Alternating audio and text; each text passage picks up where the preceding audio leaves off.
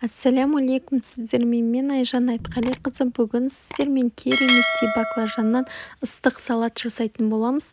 Және де осы салатты қыстың күні банкаға жауып сақтап алсаңыздар да болады. Ең алдымен баклажанымызды жақсылап жуып тазалап, қабығын аршып, осылай төрт бұрыштап турап аласыздар. Одан кейін қызыл бұрыш, жасыл бұрыштарымызды осылай ұзыншалап оны да турап аласыздар. Өздеріңіз көріп тұрғандай видеодағыдай сәбіз қостым, пияз, қызанақ және де чеснок қостым. Отқа табамызды қоямыз да жақсылап тұрып майымызды қыздырып аламыз. Майымызды жақсылап қыздырмасақ, біздің баклажанымыз майды өте көп мөлшерде өзіне сорып алуы мүмкін. Сондықтан көп қуырмаймыз. Ең алдымен қызып тұрған майға өстіп баклажандарымызды саламыз да қызартып қуырып алатын боламыз жеке-жеке. Міне осылай өзі сарғайып қуырыла бастайды. Осы кезде ақырын сүзіп аламыз да майын сорғытып жеке ыдысқа салатын боласыздар. Қараңыздаршы, не әдемі болып осылай күшті болып піседі.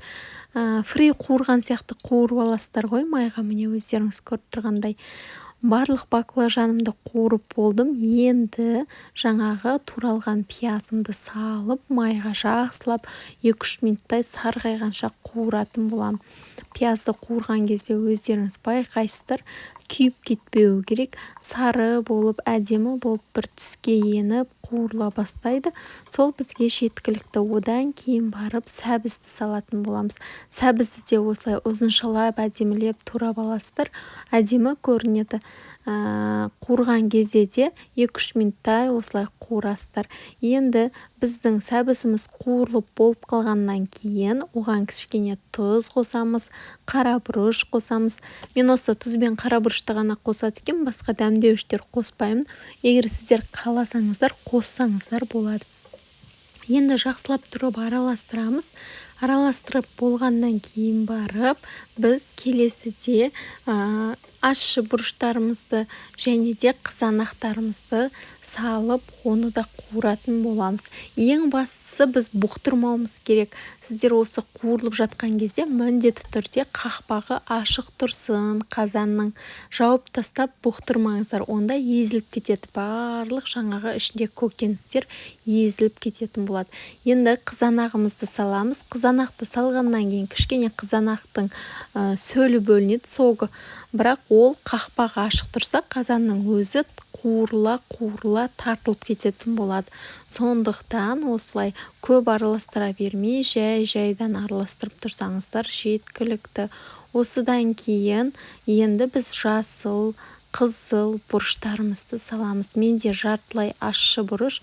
Қаласаңыздар толықтай аштысын да қосуға болады, тәттісін де қосуға болады. Енді өздеріңіздің қалауларыңызға байланысты. Менде жаңа табаның астында от кішкене қаттырақ тұр. Басында қуырып атқан кезде солай қаттырақ қосып қоясыздар. Кейін астын басып 5-10 минутқа бұқтыратын боламыз. Енді бұқтырардың алдында біз баклажанымызды осылай үстіне саламыз. Ақырындап жаңа қуырып алған баклажандарымызды. Одан кейін барып қазанымызды орташа отқа қоямыз да қақпағын кішкене бір 20-25 минутқа жауып қоямыз. Бірақ біліңіздер, араластырған кезде осылай астыдан үстіге қарай араластырыңыздар, иә. Сонда сіздердің жаңағы көкөністеріңіздің бәрі езілмей дана-дана болып, әдемі болып шығады. Міне осы сіздерді 15-20 минуттай немесе 25 минуттай піскеніне байланысты қақпағын жауып бұқтырып қоясыздар. Болды. Осымен біздің баклажанымыз дайын болады. Енді дегенмен дәмін айта алмаймын. Бәріне ұнайтын рецепт қой. Сондықтан сіздер де жасап көріңіздер. Қысқа сақтап алыңыздар. Банкіге жауып қыста да жеп отырасыздар. Міне осымен дайын болды. Ас болсын, жасап көріңіздер. Әдемі болып шығады. Маған ұнайды. Үйде бәріне ұнайтын ең сәтті шыққан рецепт.